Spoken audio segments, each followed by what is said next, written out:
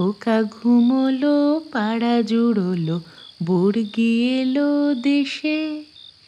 বুলবুলিতে ধান খেয়েছে, খাজনা দেব কিসে? ধান ফুরোলো, পান ফুরোলো, খাজনার উপায় কি? আর কটা দিন সবুর করো, রসুন বুনেছি। আর কটা দিন সবুর করো, রসুন বুনেছি। এই তো আমার বাবাটা তো ঘুমিয়ে পড়েছে। এই তো মা, কি সুন্দর দেখাচ্ছে আমার বাবাটাকে। মা, ও মা, মা, মা, মা গো, আজ আমি বুঝলাম মা শব্দটা কেবল শব্দ নয়, এটি এমন একটি আবেগ যা কোনোদিন শেষ হয়েও শেষ হয় না। আমাকে ক্ষমা করে দিন মা, আমাকে ক্ষমা করে দিন। বিভাবরী দেবীর ছবিটির সামনে চোখের জল ফেলতে লাগলো মলিনা। মনে পড়ে যেতে থাকলো আগের কথাগুলি। কত বড় আশীর্বাদের ছাউনিটি এক নিমেষে হারিয়ে ফেলেছিলেন তিনি, কিন্তু কেন? বাবলু, কি হচ্ছেটা কি? বলেছি না ওই বাড়িতে না যেতে। কি হলো নাকি? কানে কি কথা যাচ্ছে না? এবার কিন্তু আমি মারাত্মক রেগে যাবো বলে দিলাম। উফ মলিনা, কি হচ্ছে? যাক নাও একটু মায়ের কাছে। আরে বাবা, উনি তো আমার মা, তোমার শাশুড়ি মা। বয়স হয়েছে ওনার, আর কদিনই বা বাঁচবেন। না হয় নিজের নাতির সাথে একটু খেলবেন, কি আছে তাতে? এই, তুমি আর বড় বড় কথা বলো না, বুঝলে? তোমার তো চারটে ভাই রয়েছে, কই কেউ তো বুড়িকে ঘাড়ে নেয়নি। সব দায়িত্বটা তোমার উপরেই তুলে দিয়ে গেছে। এখন নাও, বুড়িকে সামলাও, দুবেলা তাকে খাবার দাও, ঘন ঘন দেখতে যাও। উফ বাবা, এই কাজ হয়েছে আমার। সারাদিন একটু পিঠ ঠেকাতেও পারি না। আজকে কি নাতিটাকে একবারও দেখতে পারবো না? দুদিন হয়ে গেল, শরীরটা বড্ড খারাপ হয়েছে। ঘর থেকে বেরোতেই পারছি না, হাঁটা চলাও করতে পারছি না। মনটা বড্ড কুটাচ্ছে। কি জানি যদি মারা যাই। ঠাম্মি, ও ঠাম্মি, এই দেখো আমি এসেছি তোমার সাথে দেখা করতে। মাকে বলিনি, লুকিয়ে লুকিয়ে চলে এসেছি। কিন্তু তোমার মা জানতে পারলে যে তুলকালাম কাণ্ড করবে বাবু। করুকে যাক, মাকে আমার একদম ভালো লাগে না। সবসময় বকে মারে। তুমি কত ভালো, কিন্তু তোমার কাছে আমাকে কিছুতেই আসতে দেয় না। বাবু, এভাবে বলতে নেই সোনা। উনি তোমার মা হন, মাকে কোনোদিনও অসম্মান করতে নেই। কথা দাও, তুমি কোনোদিনও মাকে আর উল্টো পাল্টা কথা বলবে না। বেশ ঠাম্মি, আমি তো তোমার সব কথা শুনি, এই কথাটাও শুনবো। আমি মাকে আর কোনোদিনও উল্টো পাল্টা কিছু বলবো না। ঠিক সেই সময় নিজের ছেলেকে খুঁজতে খুঁজতে বৃদ্ধার ঘরে প্রবেশ করেন মলিনা। হতচ্ছাড়া শয়তান, আমি জানতাম তুই লুকিয়ে এখানেই আসবি। এই বাচ্চাটার মাথাটাও খেয়েছেন দেখছি। যেভাবে নিজের ছেলের ঘাড়ে বসে খাচ্ছেন, মন্ডা মিঠাই গিলে চলেছেন, সেইভাবে এখন আমার একমাত্র ছেলেটাকেও হাত করতে চাইছেন, তাই তো? আমি কোনোদিনও তা হতে দেব না, এই বলে দিলাম আমি। শয়তান, হ্যাঁ বল, এসেছিস কেন? হ্যাঁ বল বল। লাগছে মা, মেরো না। লাগছে, মারো না মানে? ওকে ওকে মেরো না, মেরো না বৌমা। এমনিতে ছেলেটা ছোট থেকে একটা চোখে দেখতে পায় না। সেই যে সিঁড়ি থেকে পড়ে গিয়ে ওর চোখটা নষ্ট হয়ে গেল, তারপর থেকে আর কোনোদিনও ভালো করে দেখতে পায় না। আমি বৃদ্ধা ঠাকুমা, পা বাড়িয়েই আছি। আজ বাদে তো কাল যেতেই হবে। তোমার থেকে তোমার সন্তানকে কেড়ে নিতে যাবো কেন বৌমা? ওসব কথা বলে আমাকে বোকা বানাবার চেষ্টা করবেন না। আপনার ওই মিষ্টি মিষ্টি কথায় আপনার ছেলে গলে গেলেও আমি গলবো না, এই বলে দিয়ে গেলাম। দেখছি আমি এরপর কিভাবে বাবলু এখানে আসে, সেটা আমি দেখছি। এই চল চল বলছি, চল। বৌমা, বৌমা না বৌমা, ওকে মেরো না বৌমা। ঈশ্বর, এ কোন পাপের শাস্তি দিচ্ছ তুমি আমাকে? নিজের ছেলেটা মায়ের ঘরে ঢোকে না, এই বাচ্চাটার মুখের দিকে তাকিয়ে বেঁচে থাকবো ভেবেছিলাম। এখন মলিনা তাকেও কেড়ে নিয়ে গেল। আমার বাঁচার আর ইচ্ছে হয় না। তুলে নাও, তুলে নাও, এবার আমাকে নিয়ে নাও ভগবান। নিজের জীবনের এই অবস্থা দেখে বিভাবরী দেবী জোরে জোরে কাঁদতে লাগলেন। মায়ের কান্নার শব্দ সুনীলের কানে গেলেও বউয়ের ভয়তে সে মাকে একবারটি দেখতে যেতেও পারল না। এইভাবেই কেটে গেল আরো কয়েকটা দিন। বিভাবরী দেবী ক্রমে আরো অসুস্থ হয়ে পড়লেন। আজকে মনটা একদম ভালো লাগছে না, বড্ড মায়ের কথা মনে পড়ছে। অনেকদিনই তো হয়ে গেল মায়ের সাথে দেখা করতেও যায়নি আর। আজকে অফিস ফেরত একবার মায়ের সাথে চুপি চুপি দেখা করেই বরং না হয় ফিরব। বিভাবরী দেবী খাটে শুয়ে চোখের জল ফেলতে ফেলতে আগের কয়েকটি কথা মনে করতে লাগলেন। সেই সোনার সংসারটা কত সুখে শান্তিতে সকলে থাকতো একসাথে, একটা পরিবারের মতো। একদিন স্বামী চলে গেল, আর তারপর থেকে শুরু হলো দুর্ভিক্ষের দিন। ভাগ বাটোয়ারা হয়ে গেল সবকিছু, আর তার স্থান হলো আস্থা করে। এসব কথা ভাবতে ভাবতেই হঠাৎ করে জোরে জোরে কাঁদতে শুরু করলেন তিনি। আজকে শরীরটা খুব খারাপ লাগছে। ও বাবা গো, জানি না কেন মনটাও ভীষণ আনচান করছে। যাই একবার গিয়ে ওদেরকে দেখে আসি। সুনীলকে, বাচ্চাটাকে নিজের চোখে একবার দেখে এলেও শান্তি। যাই। বিভাবরী দেবী অতি কষ্টে বাইরে এলেন। সেই সময় পড়ছে উঠল মেঘটা। ভারী বৃষ্টি শুরু হলো। সঙ্গে ছাতা না থাকায় অসুস্থ শরীরে বৃষ্টিতে ভিজেই তিনি পাশের বাড়িতে এসে উপস্থিত হলেন। বৌমা, ও বৌমা, সুনীল এসেছে নাকি? ওর সাথে একটু কথা বলতাম গো। এ কি, আপনি আবার একটা বড়সড় রোগ বাঁধানোর তালে রয়েছেন দেখছি। একে তো বিছানা থেকে নড়তে পারেন না, তারপর আবার বৃষ্টিতে ভিজেছেন। এবার যদি জ্বর বাঁধান তখন তো সুনীলের পকেট থেকে টাকাগুলো বেরোবে। এই বয়সে আর কত জ্বালাবেন বলুন তো? বৌমা, আমার শরীরটা একেবারে ভালো নেই। আমি একটিবার আমার নাতিটাকে দেখতে চাই গো। আমার সুনীলকে কতকাল দেখিনি, ওর মুখটা বড্ড মনে পড়ছে। একবারটি ওকে দেখতে দেবে বৌমা? না, আমি পারবো না। এখন ওর সাথে দেখা করতে পারবেন না। ও এইমাত্রই অফিস থেকে এসেছে, খুব ক্লান্ত। আপনার ছেলে এখন নিজের ঘরে বিশ্রাম নিচ্ছে।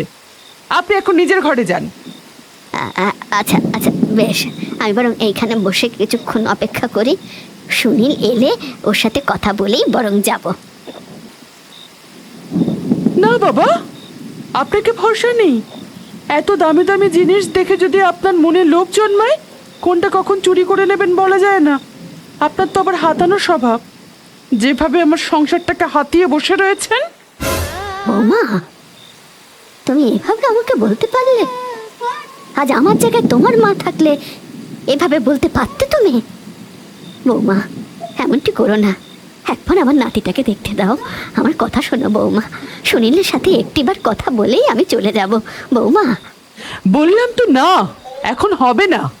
আপনি আপনার ঘরে যান, যান এখন। যত সব উটকো ঝামেলা। এই সকল বুড়ো বুড়িগুলো বাড়িতে থাকলেই উৎপাত করে। মলিনা কথাগুলি বলেই ঘরের ভিতরে চলে গেল। পাশের বাড়িতে থাকলেও হৃদয়ের ভেতরের পাঁচিলটা যে কবেই আরো উঁচু হয়ে সবটা ঢেকে দিয়েছিল তা নিয়তি ছাড়া আর কেউ জানত না। বিভাবরী দেবী চোখের জল ফেলতে ফেলতে বৃষ্টিতে ভিজে আবার নিজের বাড়িতে ফিরে এলেন।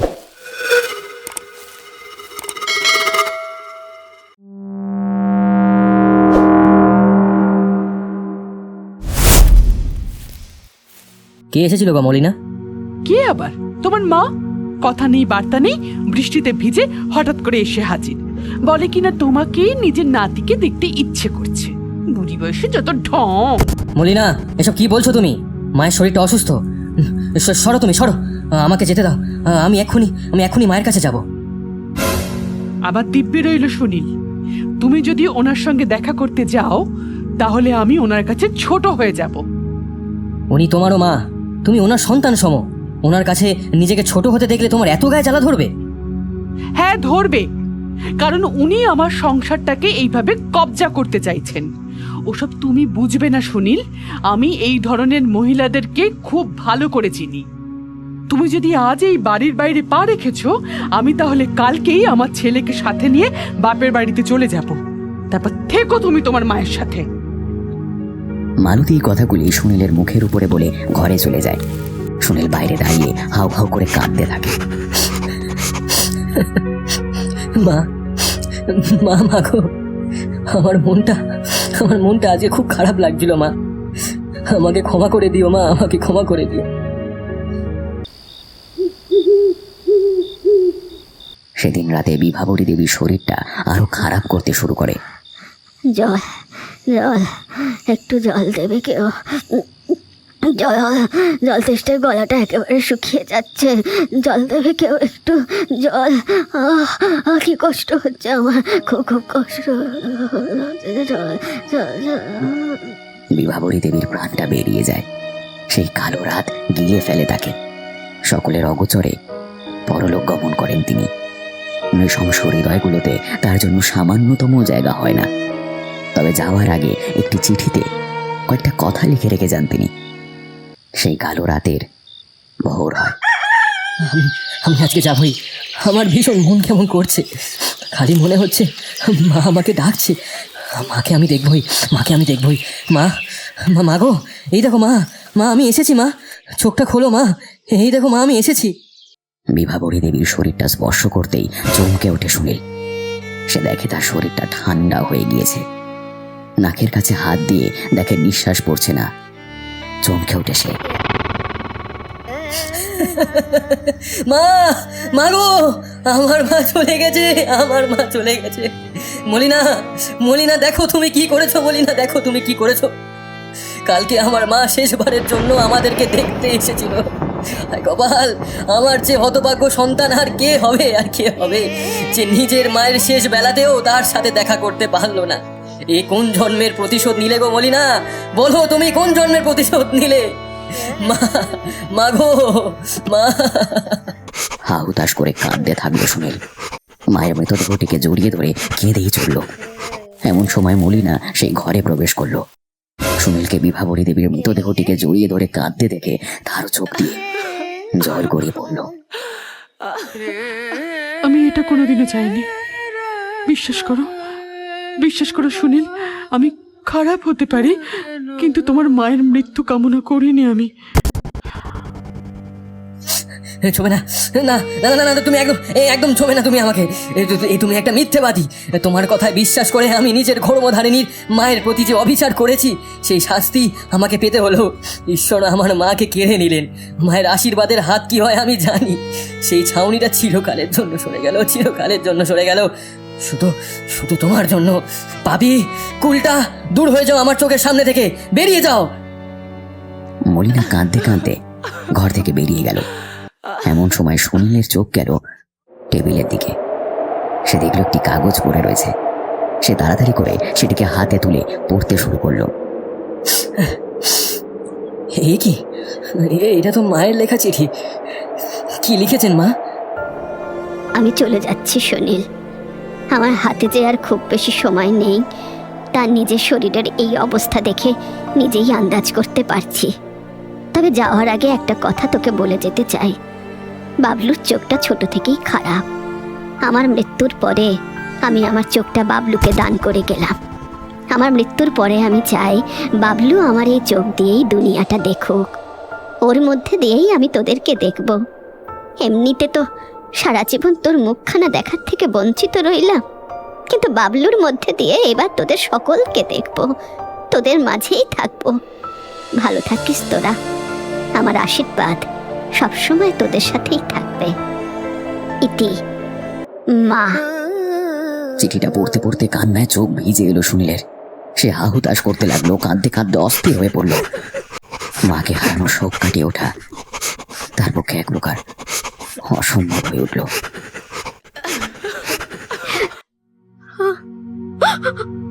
এই কত বড় ভুল করে ফেললাম আমি। অমন দুর্গা প্রতিমার মতন মাকে আমি চিনতে পারলাম না।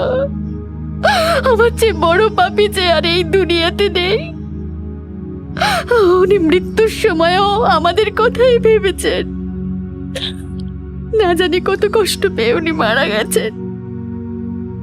আমাকে ক্ষমা করে দিন মা, আমাকে ক্ষমা করে দিন। যে চলে যায় সে আর কোনোদিন ফিরে আসে না। কিন্তু বেঁচে থাকাকালীন আমরা যারা মানুষের জীবনটিকে নিজেদের ব্যবহারের দ্বারা মৃত্যুসম বানিয়ে তুলি, তাদের চেয়ে বড় পাপী এই গোটা দুনিয়ায় নেই। মা মাই হন। মায়ের কোনো জাত, কোনো ধর্ম কিংবা কোনো কুল হয় না, তার একটাই পরিচয়, তিনি মা। বিভাবরী দেবীর মতন কত শত মায়েরা এইভাবেই শেষ জীবনটা কাটাতে বাধ্য হন, কিন্তু মায়ের মধ্যেই স্বর্গ, মাই যে সব, এই চিন্তাই সকলের মধ্যে ছড়িয়ে দেওয়া প্রয়োজন। মা, মাগো, অক্ষয় থেকো তুমি, অক্ষয় থাকুক তোমার অস্তিত্ব।